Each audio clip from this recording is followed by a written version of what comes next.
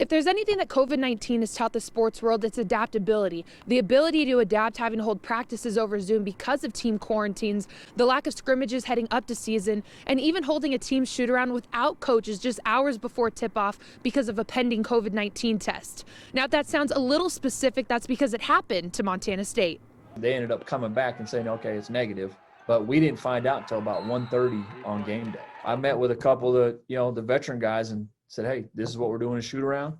They ran it. One of those veteran players was Jabril Bello. They understood that we have a big opportunity here to win, and they knew that because the coach is not here, they got locking even more. The Bobcats had no issues locking in once the game tipped off against UNLV, shooting 55% from both the field and three-point line, with Xavier Bishop leading the way with 22 points. The way they shared the ball and the way they played for each other, that's what was most impressive to me. And how hard they played. We didn't have a ton of time to do a lot of scouting stuff. We just had to stick to the basic stuff that we'd been working on since the summer, when we've been able to practice. While last week's performance turned the heads of many basketball programs, Coach Sprinkle has already turned his focus on areas the Bobcats need to improve on before their next game. It was obviously a great first step. We can't start forcing things. We still got to keep that ball moving and let the ball find the open shot. The Bobcats tip off their second game of the season Wednesday at the University of the Pacific. It'll be a totally different game. They're big, they're physical. It's going to be a grinded out game. They're going to be able to watch that UNLV game.